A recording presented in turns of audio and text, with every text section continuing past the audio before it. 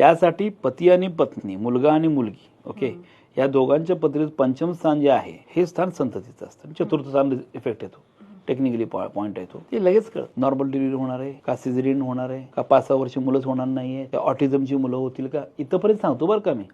इथपर्यंत मी सांगतोच, कोणी येऊन मला चेक करावं सांगतो परत. पण हे सगळं कळतं आपल्याला. मी सांगतो, मी स्वतः कुणाला कळतं माहित नाही, मला तरी कळतं, बाकी लोकांचं मला माहित नाहीये.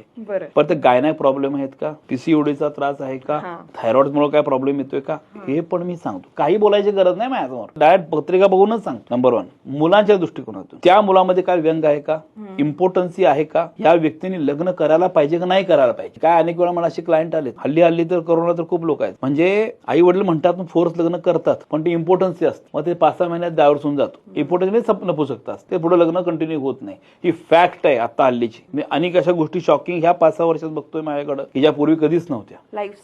लाईफस्टाईल बिघडल्यामुळे वगैरे. पण त्या मुलाला आता कसं होतं, संततीच्या पॉईंट ऑफ व्ह्यू विचारलं म्हणा तुम्ही, तर काय मुलं झाली नाही ना, तर ते मुलीला गृहीत धरतात, ते मुलीमुळेच होत नाही मुलं, असं ऍब्सोल्युटली नाहीये. म्हणून माझ्याकडे कोणी आलं ना की संतती होत नाही म्हणतो, मुलीचं दाखवू नका, मुलाचं पण घेऊन या माझ्याकडे. त्या मुलाची पत्रिका बघितल्या मी सांगू शकतो मॉर्टिलिटी रेट कमी आहे का जास्त आहे, कमी आहे का नाहीये, किंवा त्याचं स्पर्म क्वांटिटी कमी जास्त, ऑन द स्पॉट लगेच सांगतो. लगेच जाऊन कुणी चेक करा डॉक्टरकडे जाऊन, ते 100% परफेक्ट असतं. कारण डॉक्टरांचा अभ्यास व्यवस्थित करून ते मी त्याला कोरिलेट केलं की कुठल्या ग्रहामुळे काय काय प्रॉब्लेम येऊ शकतो.